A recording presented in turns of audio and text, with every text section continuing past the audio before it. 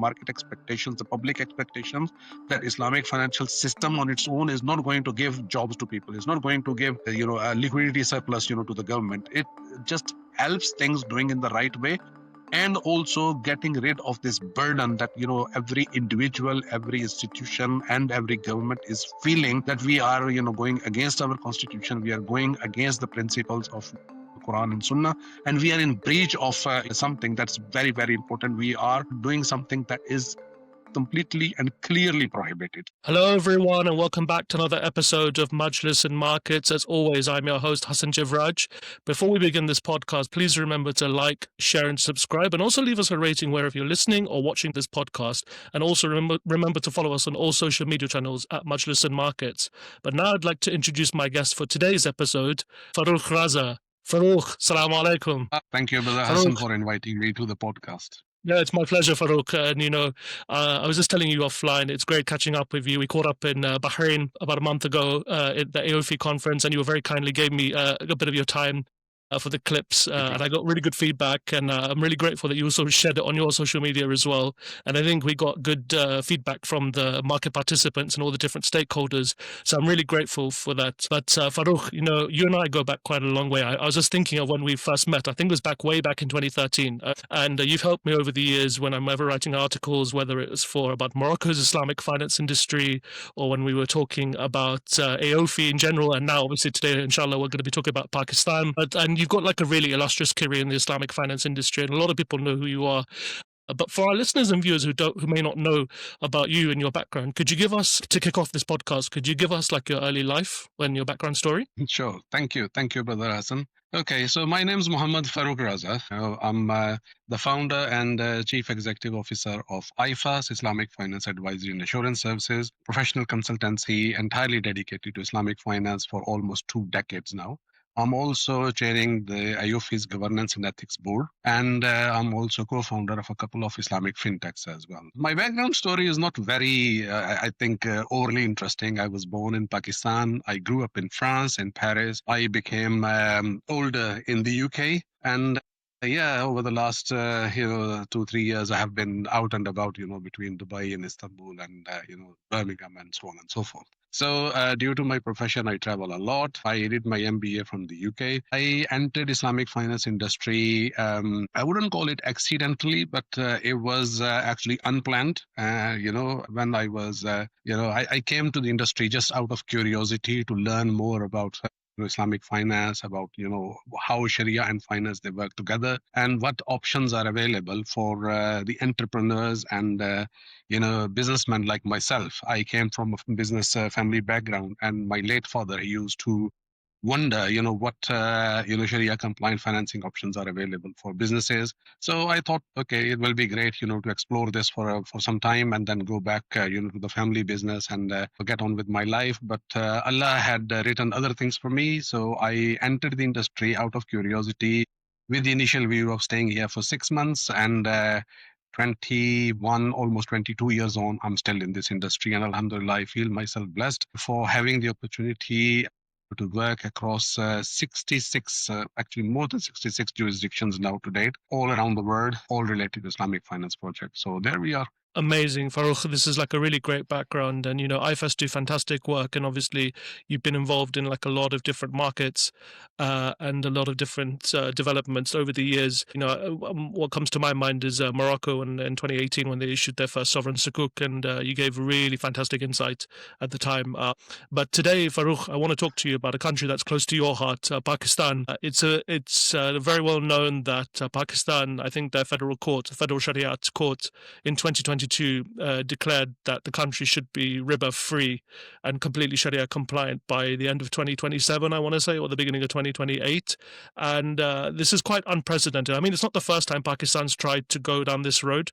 I think they tried in 1999, if I'm not mistaken. And there have been other attempts as well to try and, introduce kind of a Sharia compliant economic system or banking system. How, to begin with in this part of the conversation, how unprecedented is this move, do you think? Well, thank you, Hassan. You have picked up, I think, a very important topic, but also, quite sensitive as well. You're right. There have been several attempts before in Pakistan, but also in other countries. So far, the only countries that we have known, for having entirely Islamic financial systems, in those countries are Sudan and Iran. And, they have had this for a few decades now. There are other countries as well who are trying to do, for example, Afghanistan, and Libya as well, and so on. Pakistan, I think the first attempt they made was probably in the 1980s. Maybe that was before you were born.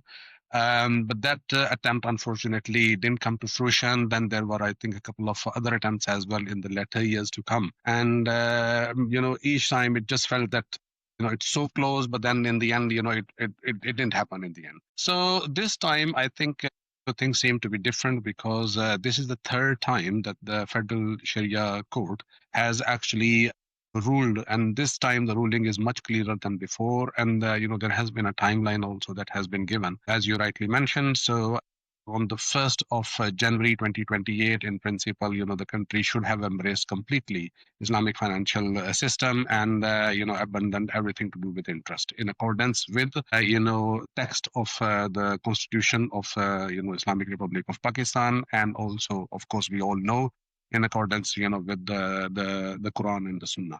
So this is unprecedented, I would say, because Pakistan, as we know, despite all its challenges that it's facing, it's still a very big Muslim country. It's one of the largest Muslim populations. It may be the largest now, I would say, and it's a relatively strong economy despite its challenges and all the issues that the country is facing. Inwardly and outwardly, it still has a strong economy with a lot of potential for growth as well. So it will be a very interesting case, to see, how it happens, if it happens, and when it happens. So I think again, what's making this ruling a bit different is that this is the first time that a timeline was given. This is also the first time that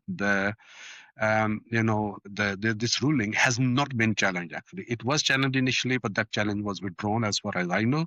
So technically, now the runway is completely clear. There is also, I think, a new constitutional amendment, if I'm not wrong, maybe amendment number 26, that also has actually included and embedded this ruling into that constitutional, amendment. So now I think things are looking very different, and I think that it's no longer a choice for anyone to say no, or even to stop this from happening. So hopefully, inshallah, this time I believe that things will work. As I said, how they will work, this is still, to be seen. I think this is quite interesting, Farrukh. I forgot to mention that I wrote an article in April this year where I spoke to you about this, and I'll link it in the show notes. But Farrukh, what does an interest banking system or mandate actually mean in practice? What does this actually mean on the ground? Well, on the ground, what it means is that, all banking activities, all financial activities, they need to be converted to operate in line with the Sharia principles and rules.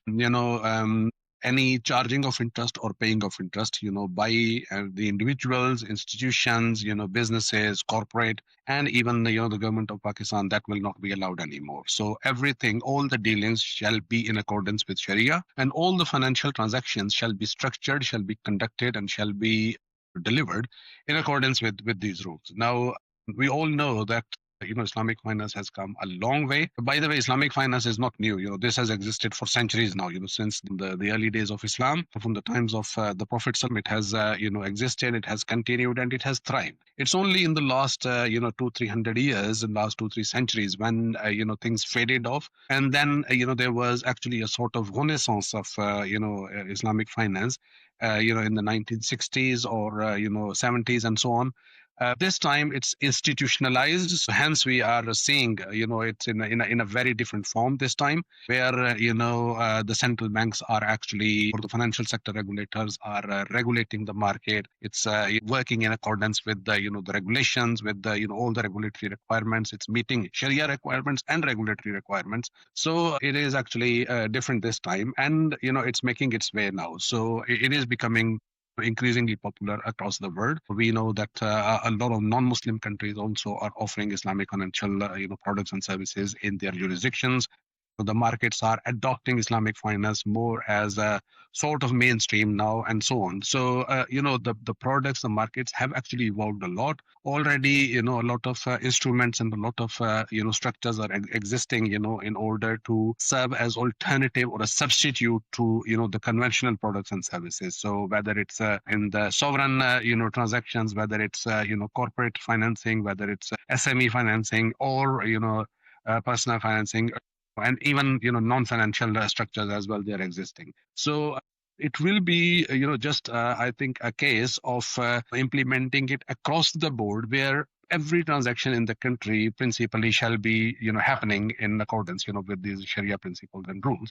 And again, this is not something new. This is already existing. What is new is actually the scale. So this time the scale will be national, and it's a whole country that's entering into this era where all the transactions from the top to the bottom are actually Sharia compliant.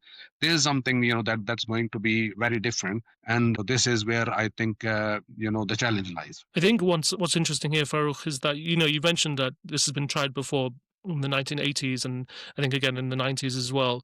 But now there seems to be more political will, and I think what and you mentioned about the timelines. And what's interesting also, I think the Federal Shariat Court also instructed the State Bank of Pakistan, which is the country's central bank, and the SECP, the Securities and Exchange Commission of Pakistan, as well as other institutions within the country, put out a roadmap for this to happen. So it seems like now there's a lot more momentum going forward towards this. But Yes. I just want to this idea of having a completely Islamic system, like as you've said, it's not new. Other countries such as Iran, such as Sudan, and other countries like Libya as well, Afghanistan as well, which is a much newer situation. They've gone down this Islamic finance path, or this Sharia compliant banking path. To a skeptic, doesn't this sound like too good to be true, and that like the examples which are out there are not that great? I mean, what would make Pakistan a different case and a more positive one? Okay, Hassan, you see, this is a very interesting point, I think. You're completely right. I agree with you that unfortunately, the 2, 3 examples that we have to date, they are not great in a way that, the countries that have embraced this system and who have actually managed to successfully implement and continue, through decades, are actually, for whatever reason, I'm not going to comment on that, but they are labeled as not very popular countries, if you want, for a number of reasons. Now it will be interesting that Pakistan, being a relatively neutral country and a nation that has actually its own geopolitical and economic importance in the region and around the world, for multiple reasons, will be actually going down this route. And this is a country that is much more balanced, I would say, in its approach towards the balance between religion and the worldly affairs. Of course, the majority of the population is Muslim, and the constitution is very, very clear on this, that it's an Islamic republic, and everything, all the rules, all the conduct of the nation and the businesses and the individuals and the government, of course, shall be in line with the Islamic principles. However, there is also, I think, a lot of educated class as well, who is very aware of the modern day challenges, the modern day I would say sensitivities, and so on and so forth. So and Pakistani, I think, financial sector is quite blessed in a way that it has always had actually very strong talent. The Pakistani financial services talent, I think, is known around the world, and people have actually been positioned in very, very high levels, at different organizations around the world.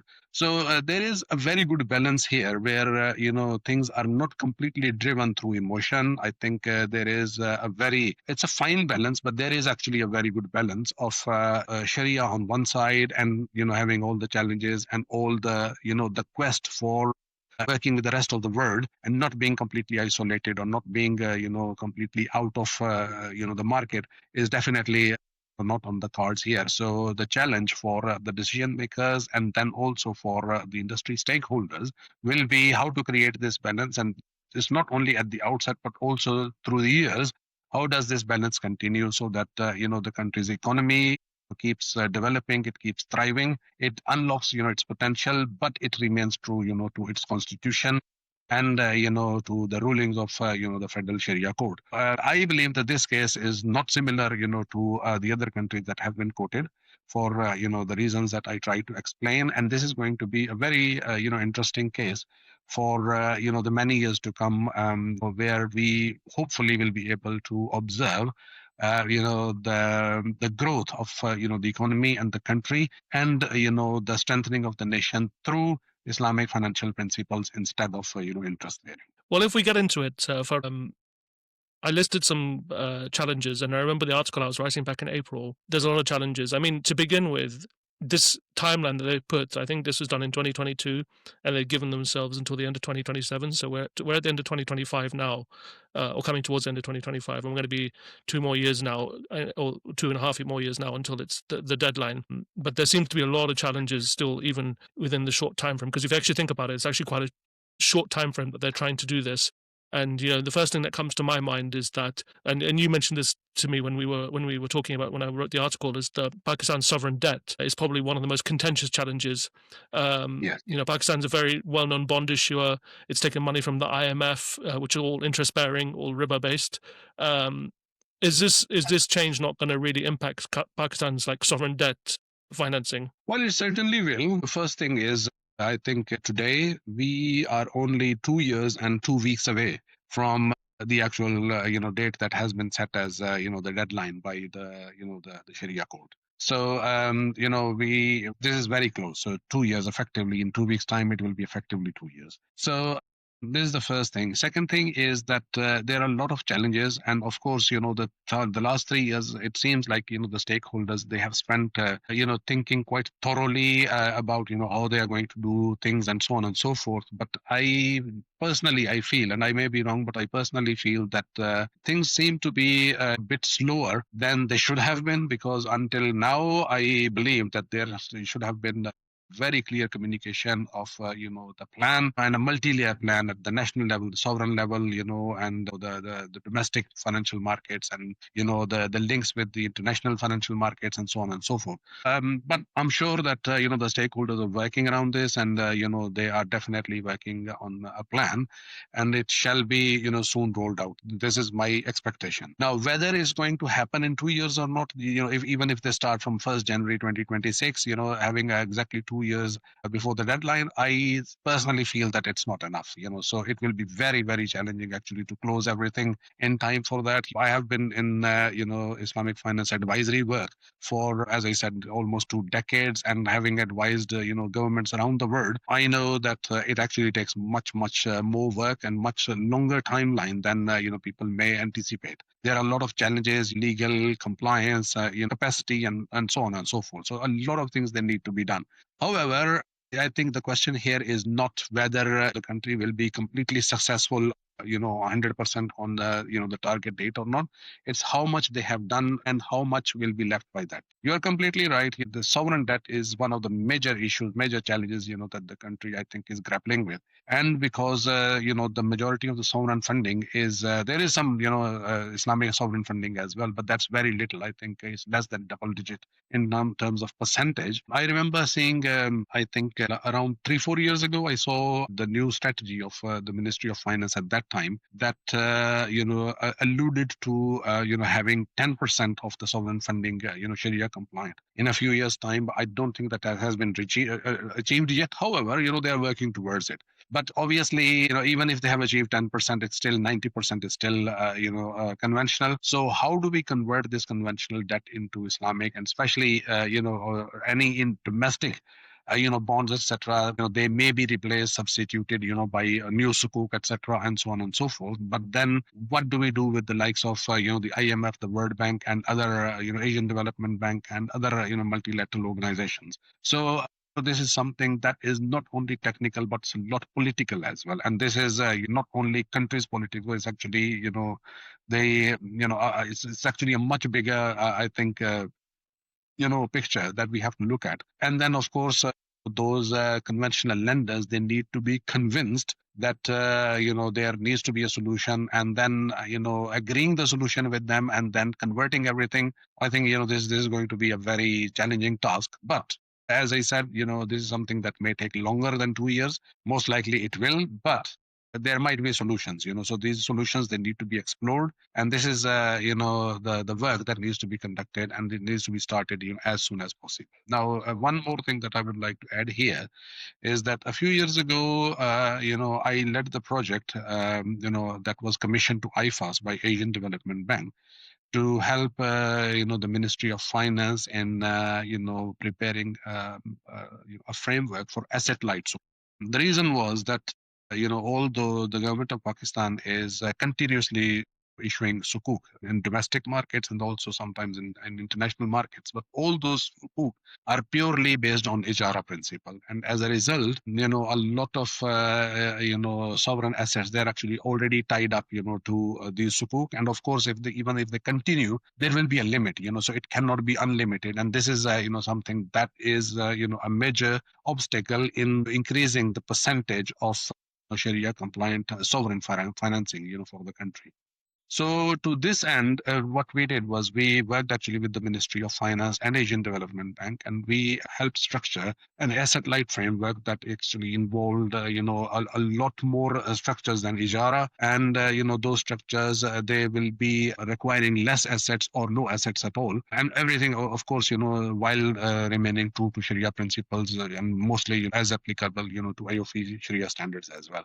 So this, framework is there. It's not activated yet, to my knowledge, but this is something that can help tremendously the country to move in terms of sovereign funding and even quasi-sovereign as well. So at federal level, but also maybe at provincial levels as well. This is something that can be implemented. It's not overly complicated, and it's the groundwork is already done. It's just a question of activation, but still this is not going to be enough. Besides implementing, these measures, a lot of, I think, negotiation and is also required with these big lenders, major lenders, to resolve this problem of, sovereign. I was just going to say that I remember in 2023, Pakistan was going through a lot of financial difficulties, right? And there was a lot of fear in the market that Pakistan would default on its international debt. So I wonder how they're going to manage that. And the IMF, I think, recently wrote a paper in November last month talking about the risks, the systemic risks to Pakistan's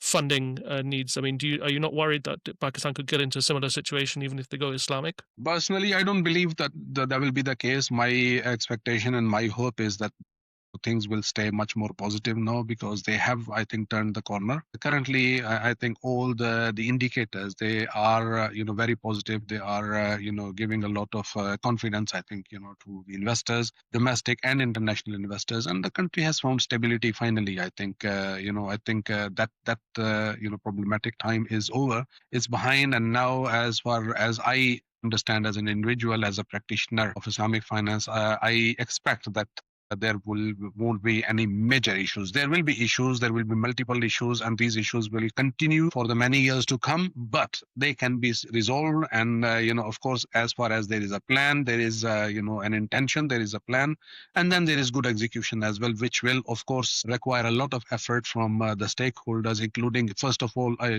unified vision for all of them, that they actually genuinely support this conversion, and then everyone is pulling their weight in terms of developing all the regulatory frameworks, any changes in the laws and regulations, of course, and so on and so forth. The stakeholders have to build capacity within their own ranks, first of all, update their systems accordingly, the products and so on and so forth. And then, of course, I think the public awareness is also very important, because one of the challenges that Pakistan is facing, like most of the other countries in the world, including Muslim countries, is the lack of confidence of the general public in Islamic finance as a sector, and its products and services. People questioning, is it really halal? Is it not halal? How halal is it? Why, how come it's different? When the end result is the same, then it can't be different, from conventional and so on. So there's a lot of confusion, and this confusion and this lack of confidence and lack of trust and lack of awareness is actually universal. This is not specific to Pakistan. I've seen it almost in every country where I've been, and Pakistan will be facing the same challenge. The difference here will be that once it's implemented, then there is no choice, for people. So everybody has to accept and everybody has to embrace, and the people have to learn. So the businesses, they will have to learn how to conduct their finances in accordance with Sharia principles. So what are the things that they will be no longer able to do? What are the things that they will be required to do specifically, and so on and so forth. So yeah, the coming few years, I think, are going to be tough for everyone. But once they go through this, this, I think it will be a smooth sailing after that. One of the other challenges, I think, there's a couple, but I think one of the major challenges, and you've said this as well, is the coordination between the different institutions within Pakistan. And obviously, the state bank has got a roadmap, and I think the SCP has got a roadmap. Do you think they're all coordinated and they're all, I don't want to use the Christian phrase, but they're all singing from the same hymn in the sense that they all are on the same page? Yeah, well, one thing is for sure, all the stakeholders are serious about it. They are all working towards it. But how much they are, coordinated among themselves, that's a different question. I've seen, the news. I've, heard things about, the plan of that the state bank has, and also what SCCP has, and so on. By the way, we have very good connections with both of them, very good relationships. So we do, talk frequently to the regulators and so on. So we know that they are working on this. But what I feel is that everybody having their own plan is not enough. So there has to be a macro plan. There has to be a universal plan where all these smaller plans, they actually fit into that macro plan, and then there is a harmony, and it's managed actually at a macro level, at a national level. So this is, I think, one of the important components that seems to be either missing or being weak, in my view. And what I would wish as a practitioner and as an advisor, professional advisor, I would say, to see more of coordination between them and all the stakeholders. There are certain examples that I can quote here. In Malaysia, for example, which is the strongest player in Islamic finance market in the world, everything has been coordinated under the auspice of Bank Negara Malaysia, the central bank, and the governor of the central bank. Bank Negara actually has been the de facto champion of Islamic finance, in all these years that I've been in the industry. And as a result, all the stakeholders working together with Bank Negara has actually resulted, in a very strong market share within Malaysia, and also positioning Malaysia as the Islamic finance leader in the world, I would say, in most of the aspects. A similar case has been observed also in Indonesia, where the Islamic finance market share a decade ago was less than 5%, despite it being very strong, and being the largest Muslim country by population at that time. So I'm not sure who is the largest now, but as it was the largest at that time, and maybe it still is. Anyway, so all the stakeholders were serious. They were trying to help increase the market share of Islamic finance within the country, but it was not coming to any major fruition. And this is where IFAS was commissioned to develop the national master plan for Indonesia, incorporating everything that was Islamic banking and non-banking sector, and capital markets and sovereign funding. And we included, even they asked us to include the religious funds as well, for example Hajj funds, the Waqf, and zakat system, and so on and so forth in the country, in order to make sure that everything is integrated, and it helps increase the market share. So this master plan that we prepared for the government of Indonesia was the first of its kind. First of all, a national master plan has been done before, and when it was rolled out after the parliamentary approval and the presidential assent in 2016, no, 2017 actually, they started. And the first recommendation that we had in the master plan was actually in stating a task force, or a body, or a committee that is very high level, and that includes a number of different organs of the government, to make sure that everything remains coordinated, and all the stakeholders, they have a single vision and they work towards it all together in collaboration. And I'm very happy to see actually that that master plan was rolled out as it was recommended. This task force was, they called it National Islamic Finance Committee. Now it's called KNKS.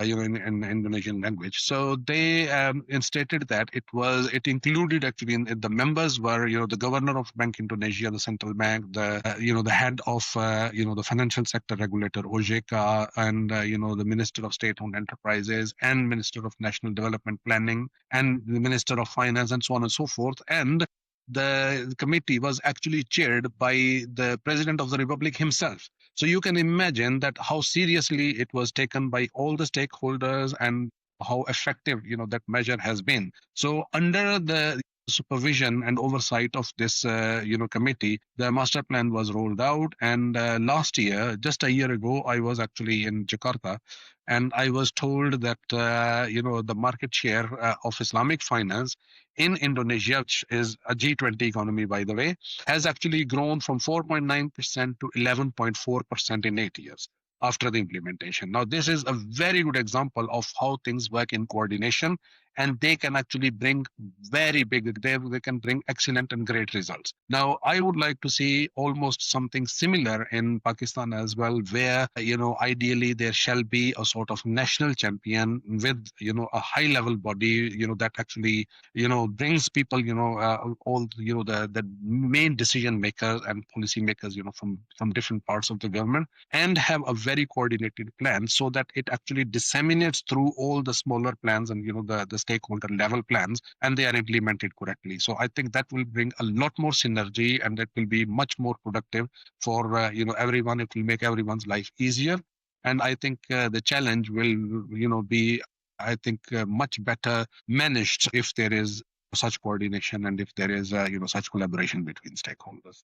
Do you think there's enough capacity and expertise in Islamic finance within the banking sector, within the regulators? Do you think there's enough knowledge of the industry in order for this to happen? I think, yeah, Pakistan, again, from capacity point of view, I think is in a very, very strong position. Pakistan is exporting a lot of its Islamic finance talent to the world. Sharia scholars, they are heavily involved in, IOFI, Sharia board activities, and IFSB, and so on and so forth, but also at institutional level as well, and so on. So I think, and within the country, I think the products and all the things that have been done so far, I think, are great, and there is a great potential. Of course, I'm talking about currently the Islamic financial institutions, and of course the regulatory level as well, SECP and State Bank of Pakistan, both I think are very, very well versed in Islamic finance, and they have mashallah, very, very good, I think, capacity in terms of regulation and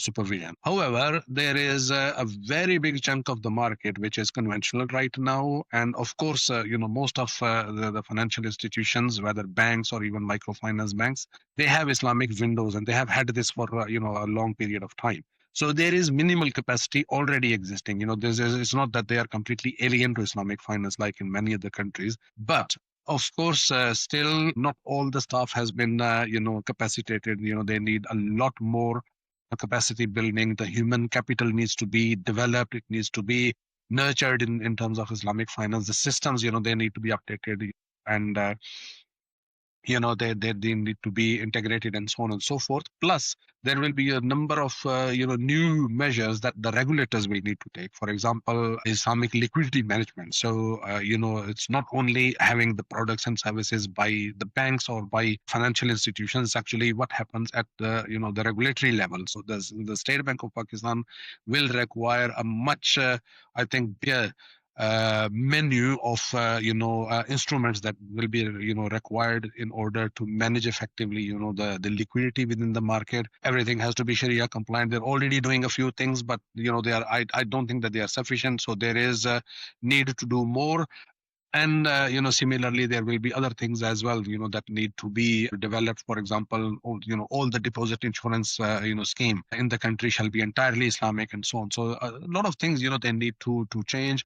The funds and the sovereign funds, and many other things, they need restructuring and so on. So yes, potentially the knowledge is there. I think there will be a bandwidth issue in my view, but this is something which is part of the challenge and part of the fun as well. It's making everybody help understand, bringing them on board, bringing them to speed, and helping all the institutions to work effectively, of course, for the many years to come. But yeah, it will require some good level of work. Farrukh, one thing I wanted to say is, anecdotally, when I was a journalist covering the bond market as well in the Middle East and in other countries, you'd see a lot of bankers, conventional bankers and lawyers who'd be structuring a lot of these debt financing products who are actually from Pakistan.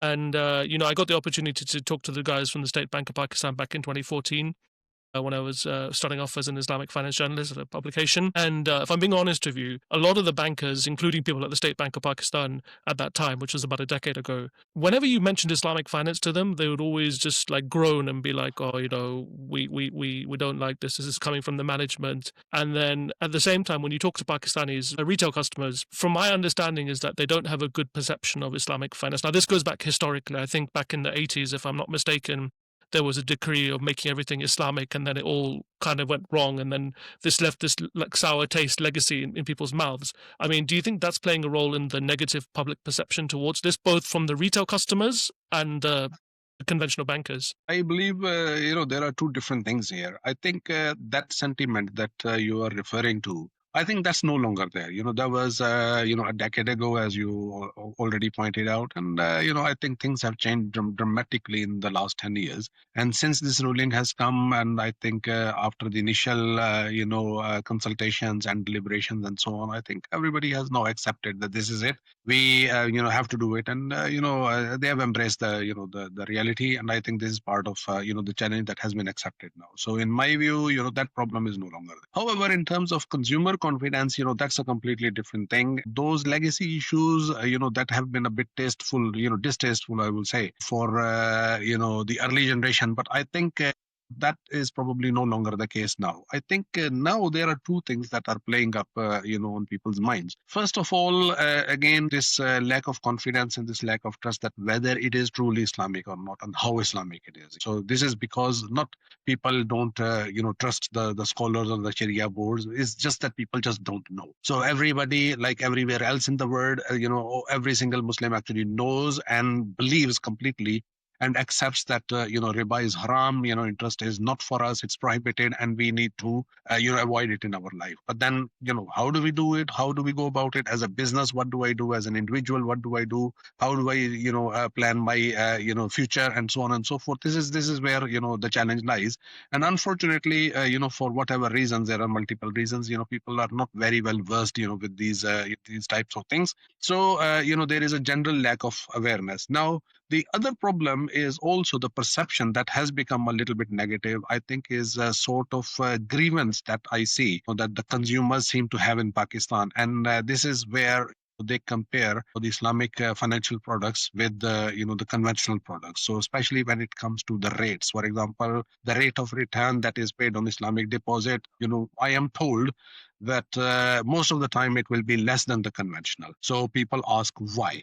Similarly, anybody taking financing, for business, home financing, car financing, and so on. And, all these, segments are actually very popular in Pakistan. People complain. Again, I, receive these complaints, from individuals that I know, and I see on public forums as well that, the rates will be higher, the conditions will be stricter than conventional, and so on and so forth. When I talk to my friends, and I have many from Islamic, financial industry in Pakistan, they have their own reasons, for whatever, whether they are right or wrong, but they have their reasons. So here, I think there is a general perception that Islamic banking and Islamic finance is there, but it's not for everyone. So some people feel constrained. People feel like, they are a captive audience where if I want to be Sharia compliant, then I have to compromise my return on my deposit or my investment, or I have to pay higher for having the same amount of financing that I would take as a conventional loan, from a traditional financial institution. So I think these things, they are playing more on people's minds compared to the distasteful experience that they have had like 4 decades ago. I think that is too old now, and I think that generation is probably no longer there. But the younger people, they want to follow Islam in their life, they want to live their life in accordance, but then of course nobody wants to pay a higher price or a premium, or as somebody said, the cost of being Muslim. So this is something that actually feels or make people feel a little bit angry, a little bit what shall I say, disappointed or deceived. So this is something that the Islamic financial, institutions and practitioners in Pakistan, they need to work on. And even if there are genuine reasons, then they need to be communicated correctly, adequately, to the public, and it shall be made of as part of the awareness. I think the objective shall be that there is no premium, to be paid for Islamic finance. So it shall be actually competitive and even more attractive, compared to the conventional finance as well. Now, what will happen is that this difference or this grievance that has been around, I think that will disappear in a couple of years, because when everything becomes Islamic, then I think there will be no comparison. There will be no reason for anyone, to pay less or more. So everybody will be on par. All the financial institutions will be competing exactly in the same space. So now there are two different levels. Then there will be only one level, one space, and of course, all the financial institutions have to compete within the same space. I think in the long run, it will be actually very good for the consumer. It will help them foster their, trust, and it will also, help address that grievance and that, sort of feeling of deprivation that they have, currently, that, they are paying more or they are receiving less. I think that will disappear, that will fade over the years to come, and it will become more homogeneous in my view. That's a nice segue into the next part I wanted to talk to you about. Was the if we look at a more positive view of this, what kind of opportunities can be generated if Pakistan becomes a completely Islamic system? I mean, things like financial inclusion, more sustainable investments, things like that. What do you see as the upside in terms of both from the government side and also the consumer side and the corporates as well? Yeah, I think there are two, three different aspects here, that we need to bear in mind. So from a purely financial point of view, mathematical point of view, I would say, it will be, I think, much more, it will become much more competitive, and it will become easier for everyone, because the scale will be much, much bigger, and everything operating within the same space, within the same environment, will definitely create a lot of synergy and a lot of, the economy of scale. And that economy of scale will also, I think, it will be a shared prize, by all the stakeholders, including, the public as well. So this is one. The second one, definitely financial inclusion. Still the banking penetration in Pakistan is relatively low compared to the region and compared to many other countries, that are comparable, to Pakistan in terms of population and in terms of, GDP, etc., and so on. And one of the key reasons is actually, people avoid, these financial institutions and the products, being conventional, or they avoid even, Islamic, when they have doubts whether they are fully Islamic or not. So all these problems, they will disappear, because when everything is Islamic and everything is homogeneous, then I think it's no longer a question of trust or a question of confidence. Plus, all those people who are sitting on the fence and who are, refusing to engage or, join the mainstream, financial, market, they will also, I think, join and jump in and so on. So it will definitely help with the financial inclusion as well. Plus, if, in my view, this is my personal view, that if the financial institutions and the government, they actually adopt not only Islamic finance by its letter and and its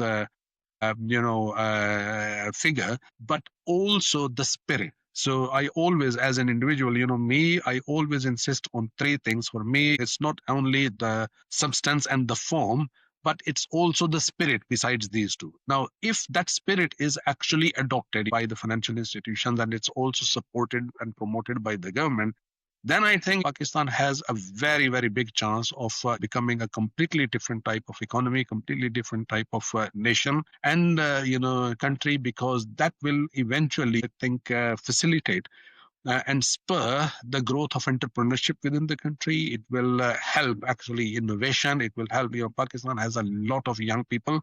A very big amount of the population is actually under 30, under 35, under 25.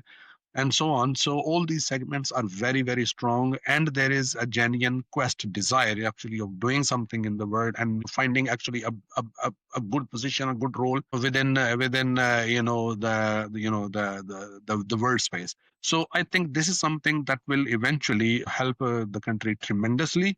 However, if the institutions or the government, they take a weaker approach where everything is focused on just a couple of things and so on, so then I think it will be a lost opportunity, because and it will be, I think, a mishap, because it will not bring the full potential out. It will not help actually bear all the fruits that can be born if the approach and the support is directed in the right direction. How do you think when Pakistan does become, or if it's on its track to become a fully Islamic economy, if you want to call it that, how do you Mhm. think it will link up with institutions like AOFI, and how important do you think standardization is for a country like Pakistan? Well, of course, standardization is extremely important, especially when, Islamic finance will be the only, finance option that Pakistan will have.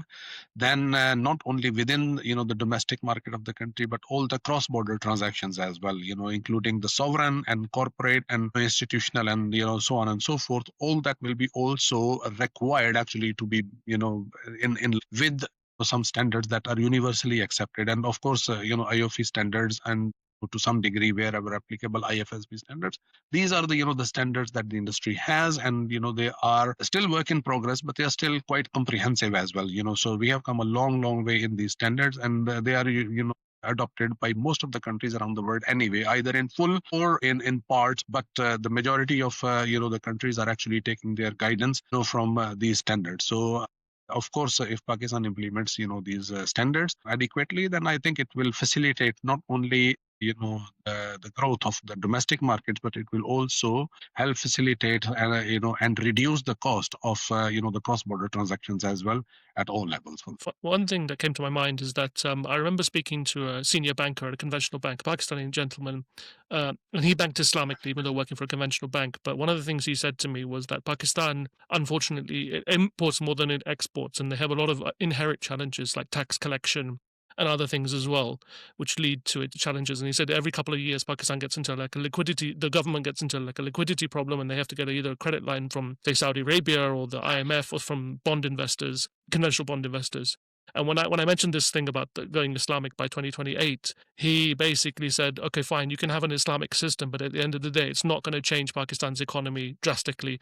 Despite the fact what you're saying about entrepreneurship and creating opportunities and financial inclusion, I mean, what do you say to somebody like that who says, like, okay, fine, this sounds all great, but like Pakistan's challenges are still like going to be there? Yeah, well, people have different opinions, of course, and they have their own reasons, they have their own rationale, for those opinions. So I'm not challenging that opinion, but in my view, the need for having a liquidity injection, or a new line of funding, etc., etc. This is less to do with Islamic finance, but we all know that this is down to politics, this is down to governance, this is down, to other things, and of course, Islamic finance, will be one aspect of a much bigger challenge that the country has, the nation has, to build as a single unit, and find its place in the world, and make it sure that it works for everyone. So Islamic finance, the financial system, will help facilitate those things, but it's not going to be the only driver. So I think we also need to calibrate our expectations as well, the market expectations, the public expectations,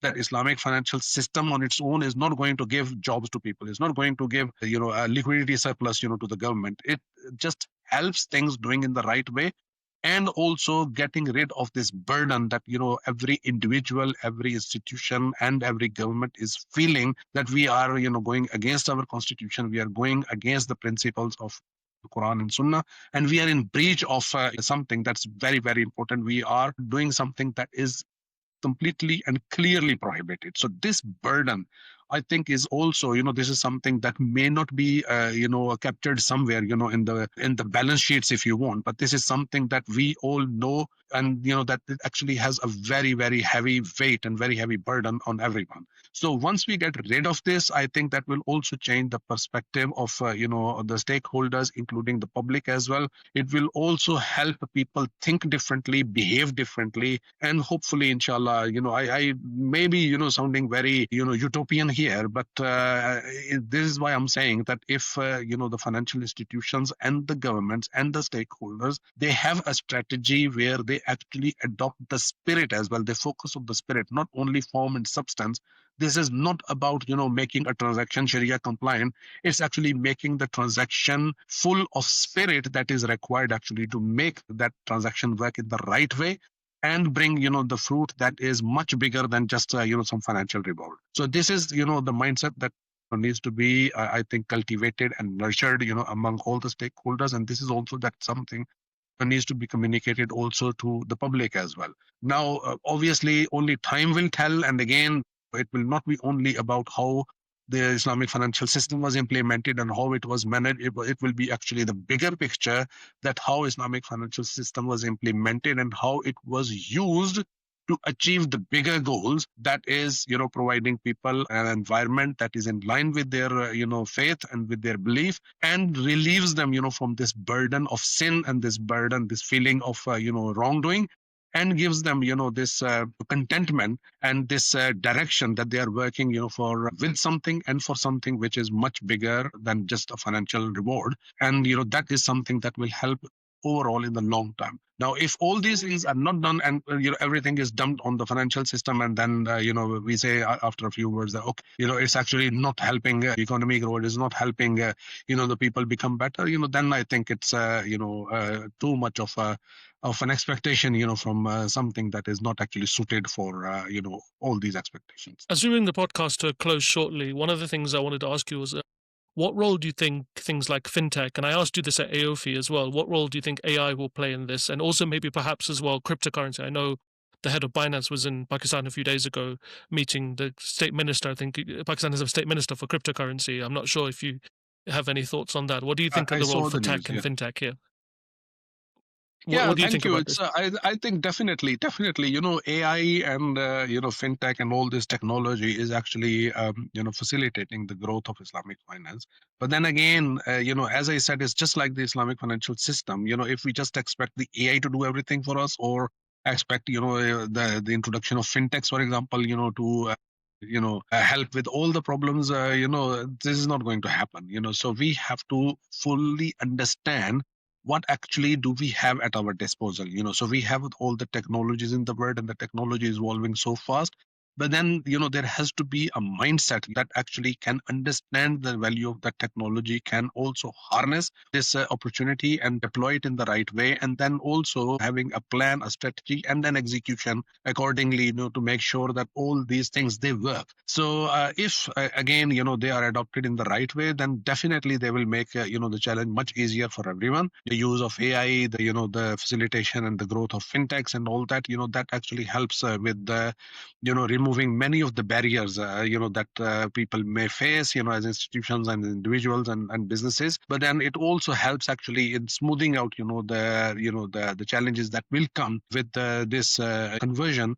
However, it will very much depend actually on the people who are in the decision making positions, whether it's making the strategy or implementing the strategy. But there has to be a lot of ownership here and a lot of accountability as well, to make sure that things they do work to their best. What about things like currency? Do you think that there needs to be a rethink on the Pakistani rupee, make it asset backed, like have gold or something backing it? Do you think that needs to be looked at? I think Pakistan is no exception here. All the countries in the world, they need to think about that. This is not about Pakistan only.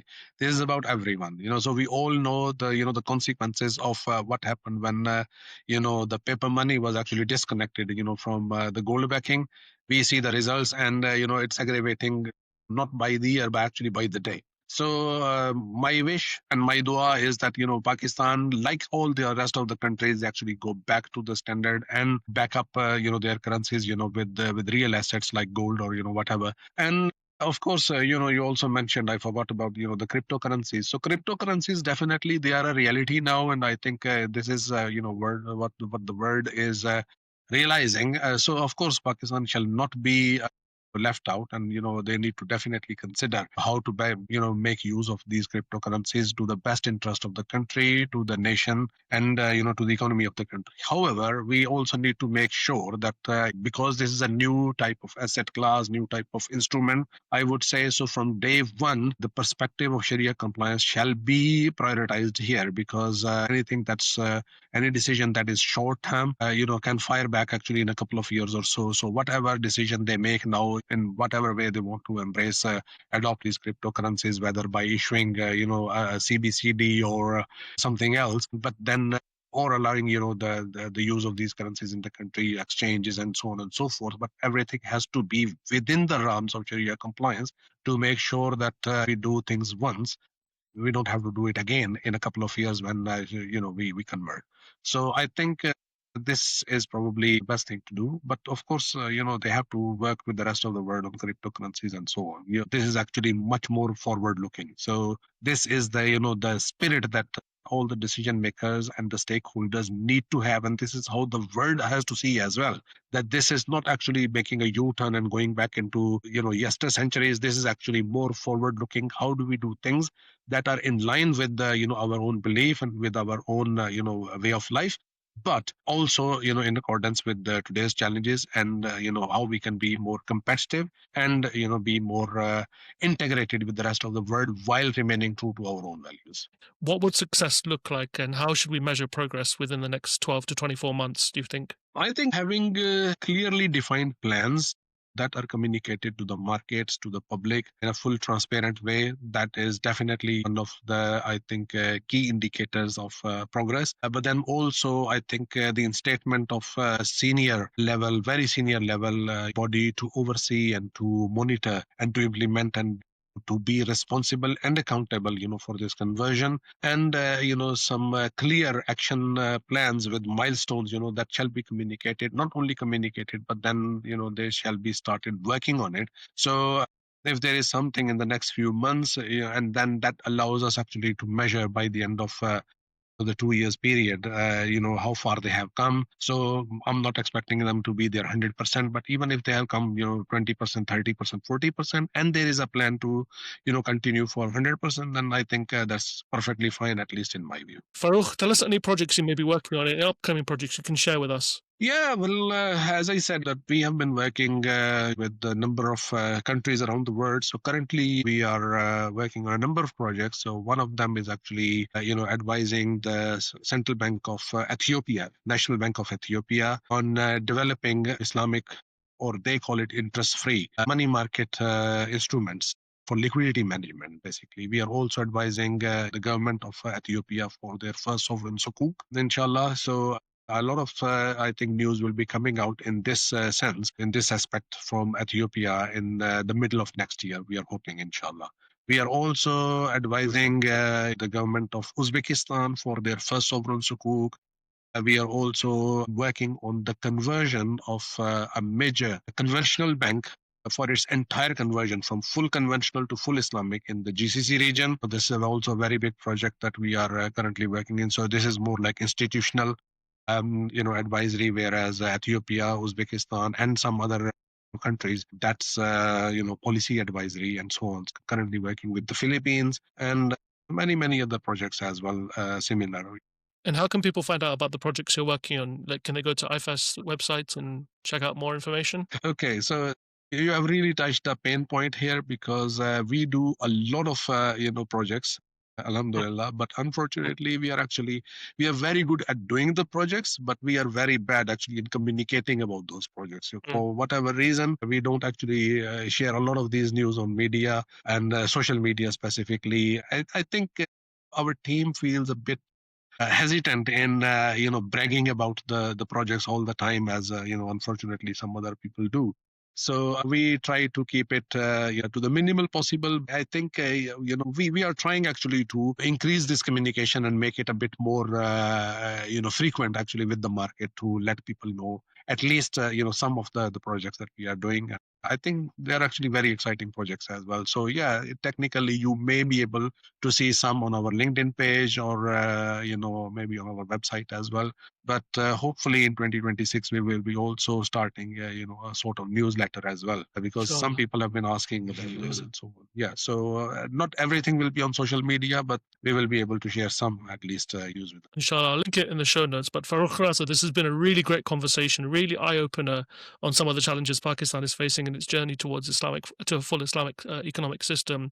And we'll have to wait and see. But once again, thanks for coming on this podcast, and I wish you all the best going into 2026, inshallah. Thank you very much, Hassan, for again, for inviting me to this podcast. And I wasn't expecting, this podcast to be completely, focused on on Pakistan, but it's good.